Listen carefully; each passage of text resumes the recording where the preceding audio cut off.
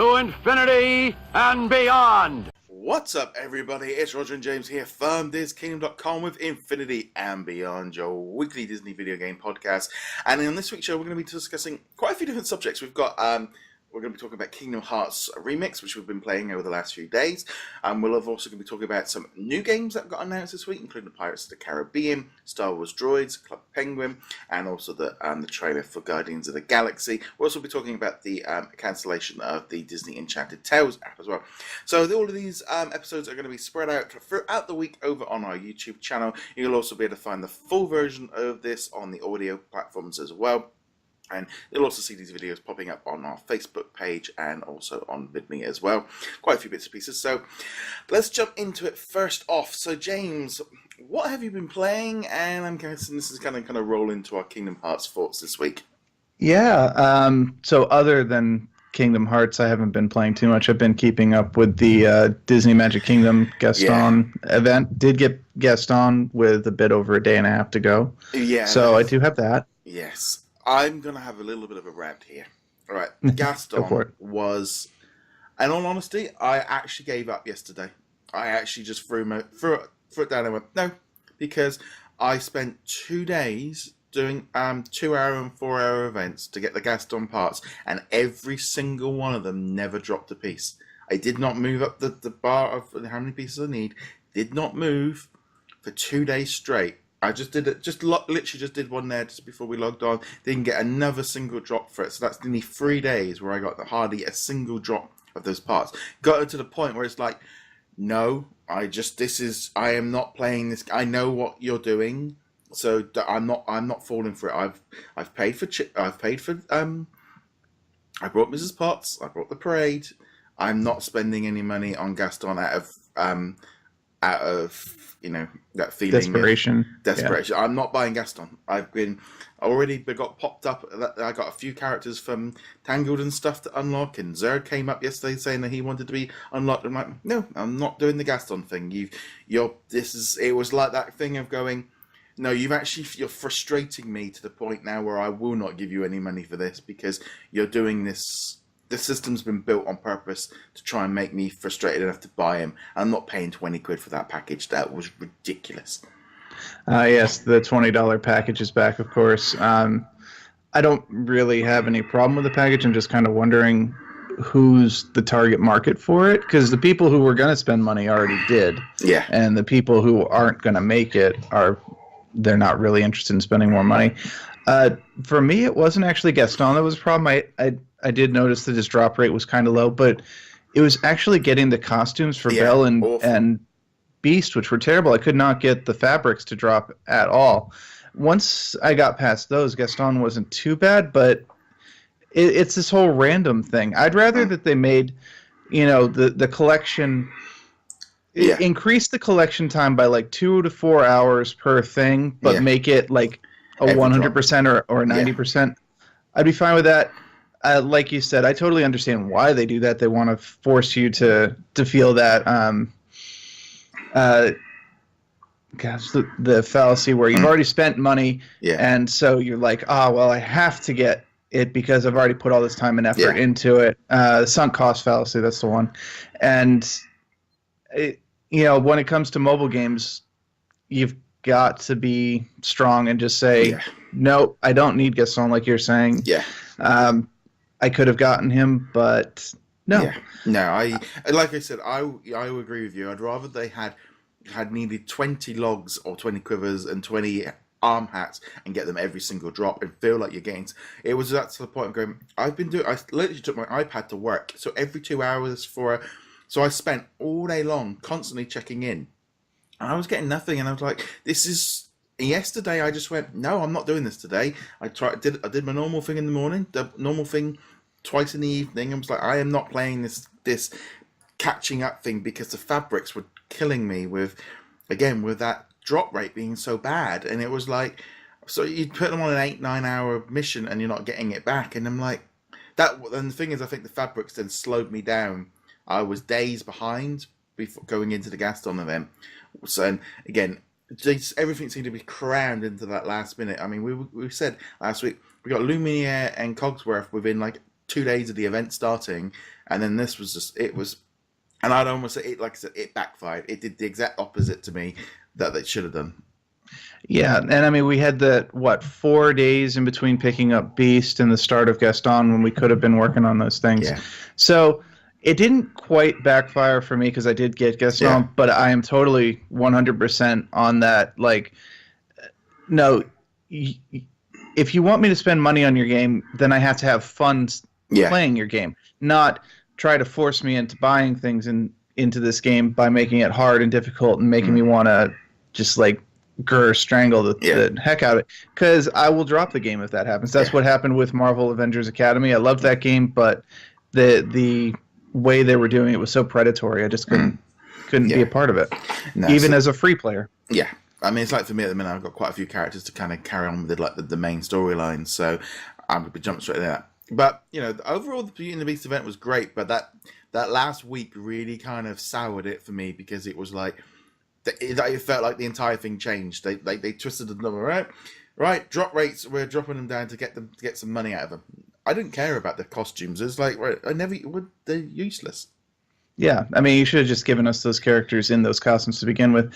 On the flip side, at the very least, it is Gaston. You know, they do end these events with the villains and the characters that we do want to get, you know, Mulan and Beauty and Beast and Elsa and whatnot, are at least more achievable. And if you don't get Hans or Gaston, then, well, I didn't want the villain anyway. Yeah, so no. But on to that one. So we'll now move on to our Kingdom Hearts part of this one. Now, it came out on Friday here in the UK. It came out on Tuesday last week, so you've had a little bit longer on this one as well. Right. Now, last week you gave your initial thoughts, so I'm going to just jump straight in with mine first off. So, obviously a collection of 4 games with 2 movies. I'm going to say this straight off the bat. Very, very, very good value. But obviously it's just a port of 2 previous released PlayStation 3 collections of PS2 ports. So, it's that kind of weird thing of thinking, well, it's actually a port of a port. That's how far we've come along with this. But I did about an hour of Kingdom Hearts 1, so I wanted to really kind of... I'm not going to play Kingdom Hearts, even though I'm 70, 80% of it on the PS3 version. I'm not starting it again. I can't. I just don't have the time or the inclination. I think I will just pick back. I might just jump back in and try and finish 1 off before I go any further with 2. Birth by Sleep.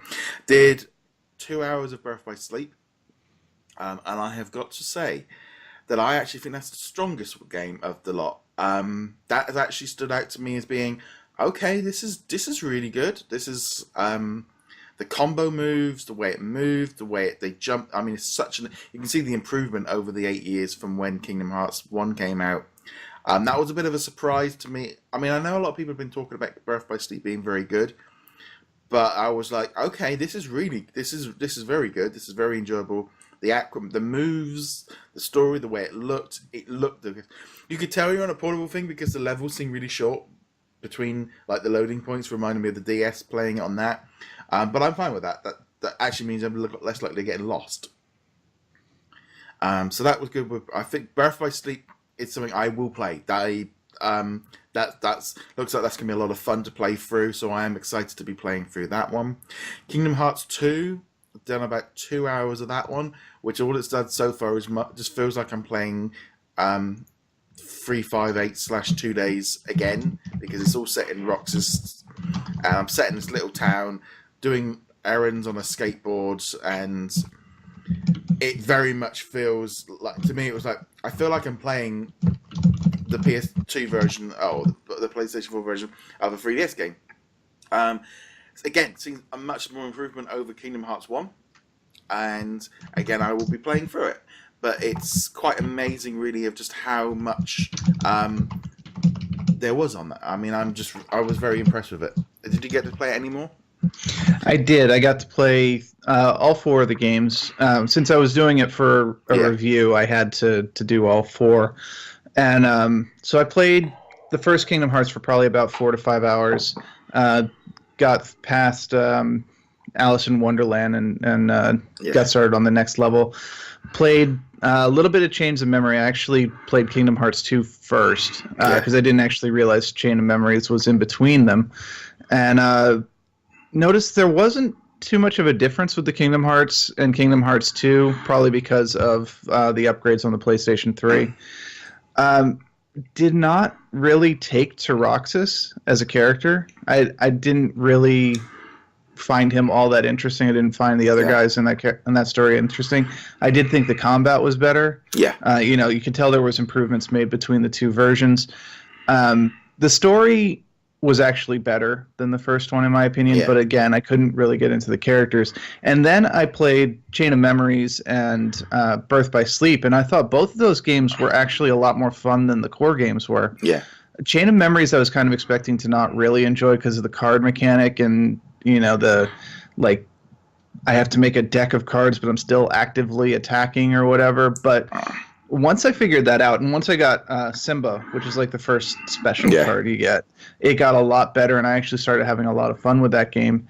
But like you said, Birth by Sleep caught me by surprise and was definitely the highlight of the package, at least as far as I've played so far. Now, I understand that one of the main complaints people had is you play through the game basically 3 times. Once is Aqua, once is Terra, once is Ven. And I only played through part of Aqua's playthrough. Because she was the character from 0.2, and I already knew at least a little about her. But yeah, the combat felt so much better. It felt more fluid. There was obviously a lot more polish to the game, even though it was a PSP game rather than a full console release originally. But all told, all 4 of them were fun. I found that I liked the side games a little bit more than the core games, but 160 hours minimum between the 4 of them. The value is going to be great. That said, I did end up watching both of the videos. 358 over 2 days and the other one. Yeah, Recoded. Recoded was a mess. I had no idea what the heck was going on in that video.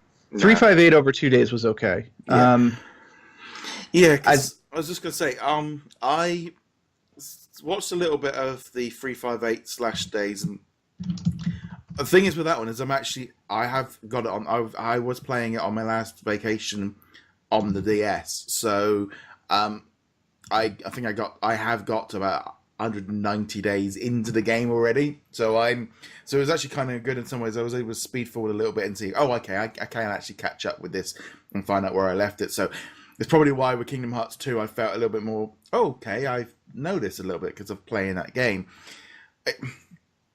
When I started watching the Recoded one, I was like, okay, this is a much more better way of telling the story than they did with the.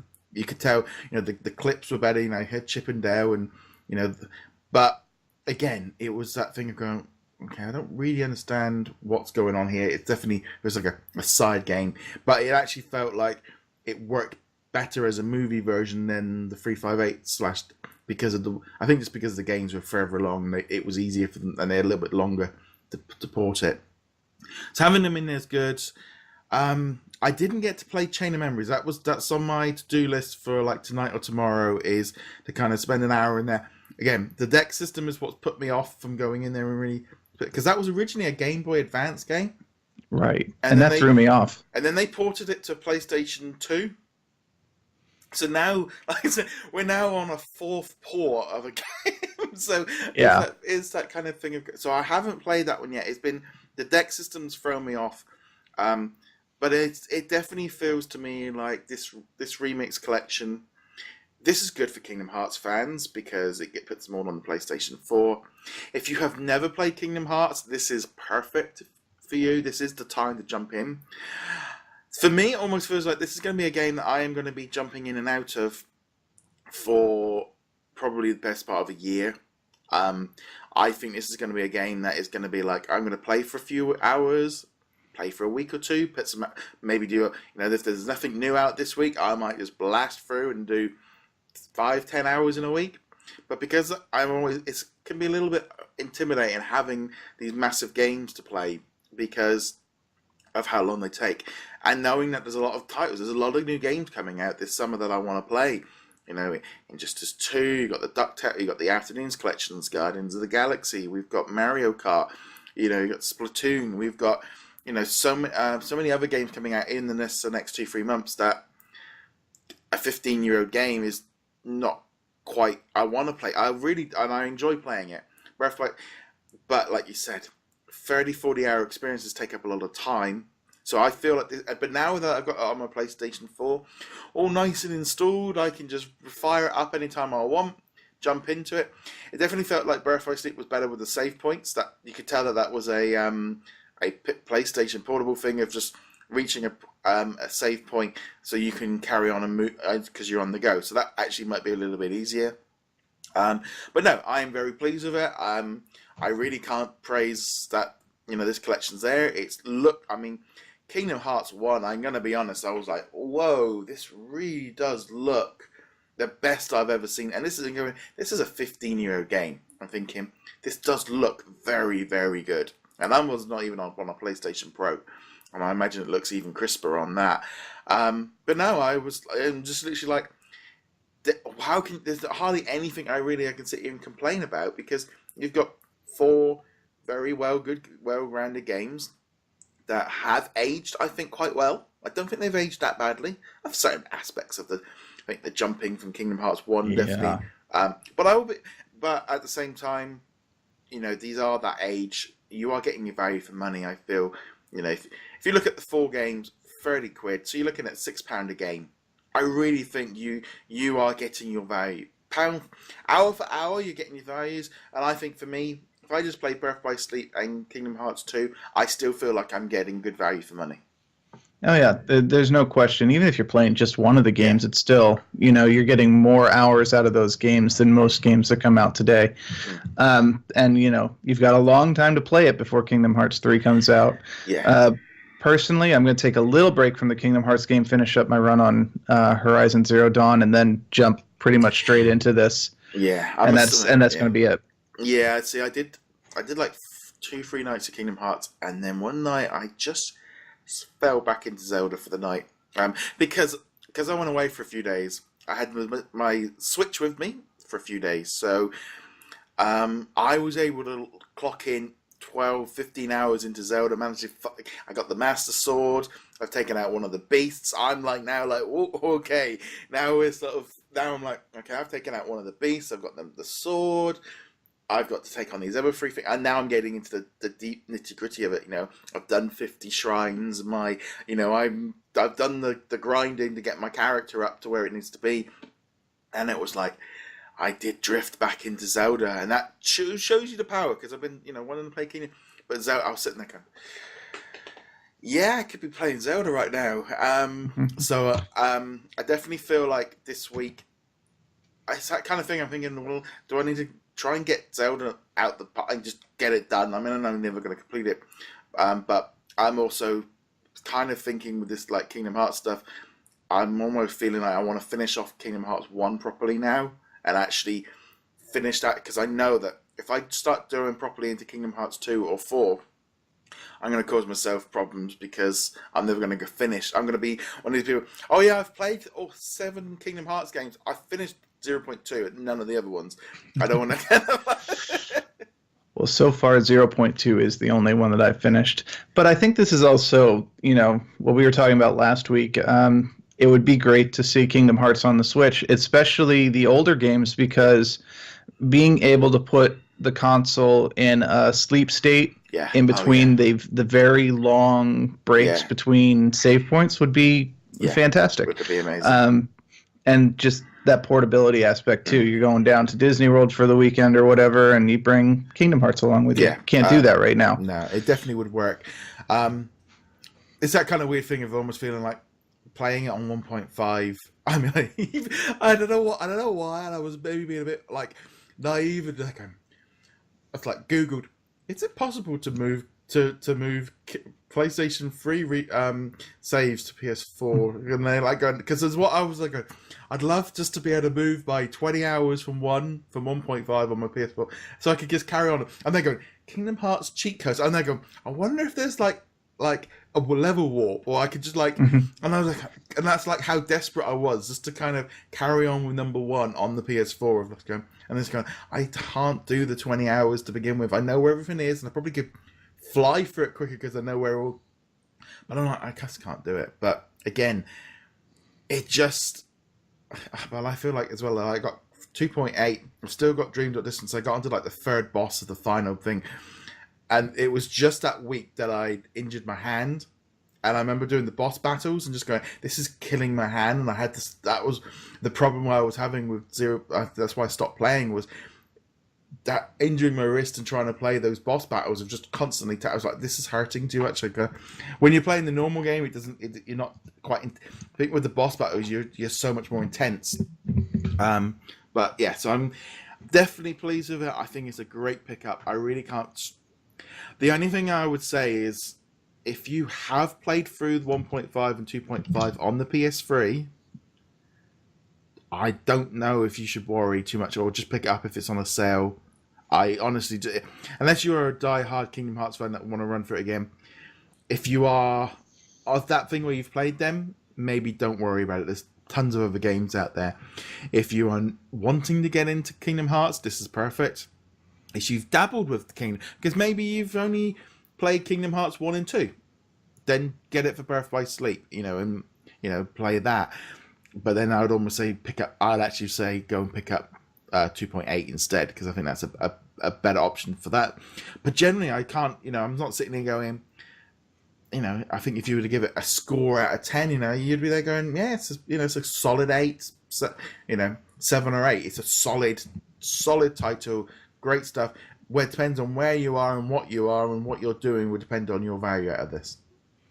Absolutely. I pretty much agree with all of that.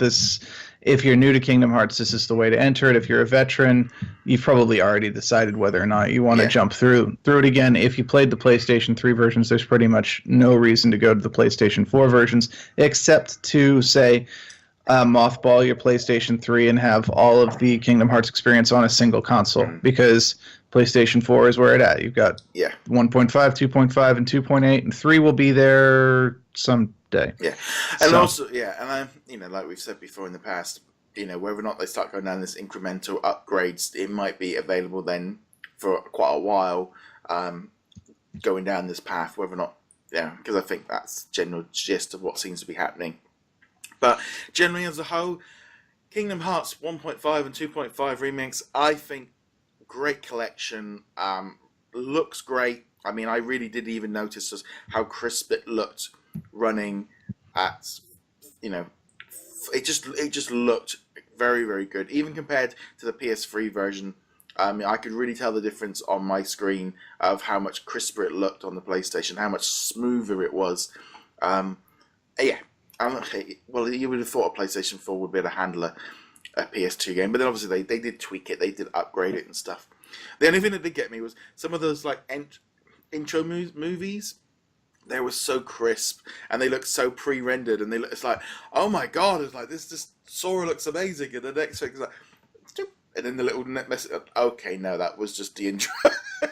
Yeah, and there were a couple of times actually when it jumped from Kingdom Hearts to some of the later games, and you're like, these characters look better than the pre-rendered movies from the original Kingdom Hearts. You're like, well, that's kind of how the technology has advanced in 15 years. But I mean, definitely for me, because I want to play Kingdom Hearts 2 and Birth by Sleep, for me, they are just, these are great games. But I feel this is going to be a game that I am going to be dabbling with for probably the rest of the year. And I think how far away Kingdom Hearts 3 is will depend how long it takes me to complete. I think if they turn around at D23 and go, this Kingdom Hearts 3 is coming out in November, I think I would speed up and get more done. But there's just so much out there on the market now, and I think well, there's that. Yeah, and I was like sitting there playing this going, why didn't you release this a year ago? This should have been out before 2.8. This should have been out a year ago. And I know it was the 15th anniversary this year, and there's lots of celebrations and stuff, or even just swapped 2.8 and it's just, I think, especially from us as new fans, that's what they should have done that would have made more sense. Because I know there's quite a few people that were holding off on 2.8 until they've done the remixes, and you're going, well, you're going to get it for a bargain basement at Christmas because you're going to take that long to get through them. I imagine there'll be a lot of deals selling both packages together, but either on the PlayStation Network store or at your, local Best Buy or Game or whatever. Yeah. And especially since when you play it, other than the upgrade to 60 frames per second and decreasing the load time, there really is no difference between the PlayStation 3 and PlayStation 4 version. And obviously, I'm sure there were a lot of under-the-hood changes to change it between the two platforms, but at the same time, you're kind of sitting there going, these came out in 2011 or something like that, or 2012. Yeah. What took so long to bring them here? Yeah. And especially with 2.8, it would have made a lot more sense to have these out first. I obviously played 2.8 because I was reviewing it, but at the same time, I jumped into it and I don't know what the hell's going on. No. Who is this girl? I thought the main character was Sora, and we're playing as some person named Aqua. And now I know who Aqua is. Yeah. Mostly because some of our readers schooled me on that after I made sure I pointed out I didn't know what was going on. But I think their release strategy was very, very odd. And I do think that there were actually some fans who were hoping that there'd be a teaser at the end of this one where after you beat Kingdom Hearts 2 or Birth by Sleep or something, you'd be like, oh, and Kingdom Hearts 3, wink, wink, coming out November 2017. And it's no, they don't have that. No. So. It should be fine. But as I said, definitely worth picking up. Can't really stress there's nothing you can really say that going, it works, it's good, it's fun, and there's lots of Kingdom Hearts in there. So, if you want to play this one here, definitely worth checking out. Yeah, I agree. Go and check it out if you have any interest in the Kingdom Hearts. Mm-hmm. Cool. On to our next one.